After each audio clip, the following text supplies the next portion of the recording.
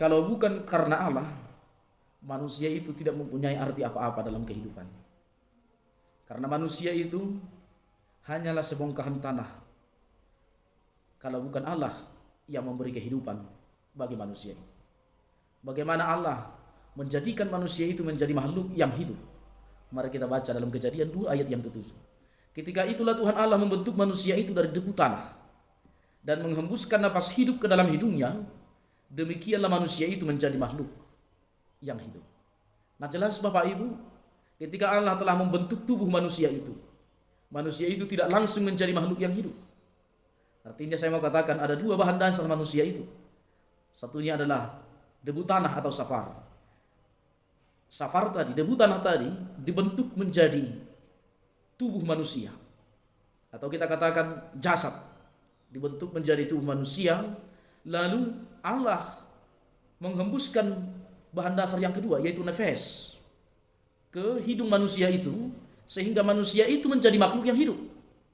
Karena itu tanpa nefes atau tanpa roh yang dihembuskan oleh Allah kepada hidung manusia itu hanya sebongkahan tanah atau debu yang bertumpuk. Nah, Bapak Ibu Saudara kekasih di dalam Tuhan Yesus Kristus, bahan dasar yang pertama tadi adalah debu tanah yang mempunyai pengertian. Debu itu adalah benda yang ringan, yang gampang diterbangkan oleh angin ke sana kemari. Dia tidak bisa menetapkan pendiriannya, karena kalau angin berhembus, dia akan terlempar jauh. Dan yang kedua, bahan dasarnya adalah roh Allah. Karena Allah yang memberi roh itu, maka kita hidup. Jadi tanpa pemberian Allah itu, kita tidak akan hidup dan tidak akan bergerak, tidak akan beraktivitas. Nah, Bapak Ibu Saudara kekasih, bahan dasar yang pertama tadi adalah debu tanah. Itu mempunyai pengertian kita ini tidak mempunyai kekuatan apa-apa karena gampang ditiupkan oleh angin. Kita tidak mempunyai kekuatan, kita tidak mempunyai kelebihan apa-apa sebenarnya untuk bertahan hidup di hadapan Tuhan atau di tengah-tengah dunia ini.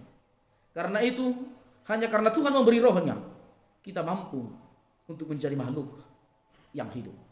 Karena itu, supaya kita tidak hanya menjadi debu yang diterbangkan oleh angin, bergantunglah kepada Allah yang memberi kehidupan itu. Dan kalau kita ingin menjadi makhluk yang hidup seutuhnya, manusia yang hidup dan benar-benar hidup, maka kita harus bergantung kepada Allah. Bapak Ibu Saudara kekasih dalam Tuhan Yesus Kristus, harta, kekayaan, jabatan, apapun itu yang ada di dalam kehidupan kita, itu hanya karena Allah yang memberinya. Dan yang berikutnya, kalau Allah saja memberi yang kehidupan itu kepada kita, maka selayaknya kita tidak boleh bergantung kepada yang lain. Harus kepada Allah yang memberikan kehidupan itu. Jadi harta kekayaan yang kita miliki itu tidak berarti apa-apa kalau saja Tuhan mengambil roh itu daripada kehidupan kita. Karena dalam Khotbah 12 ayat yang ke-7 dikatakan, dan debu kembali menjadi tanah seperti semula, dan roh kembali kepada Allah yang mengaruniakannya. Ketika kita mati,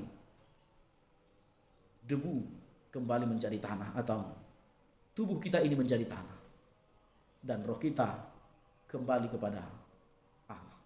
Nah, Bapak Ibu yang dikasihi di dalam Tuhan Yesus Kristus, dari kitab Kejadian ini kita belajar bahwa selayaknya sebagai makhluk ciptaan Tuhan yang hanya hidup oleh karena Tuhan, marilah memuji dan memuliakan Tuhan senantiasa dalam kehidupan kita. Tidak ada kesempatan sebenarnya dan tidak pantas sebenarnya kita tidak bergantung kepada Tuhan, karena hanya oleh Dia kita mengalami kehidupan di tengah-tengah dunia ini. Karena hanya oleh Dia kita memiliki kesempatan berkarya di tengah-tengah dunia ini. Tuhan Yesus memberkati.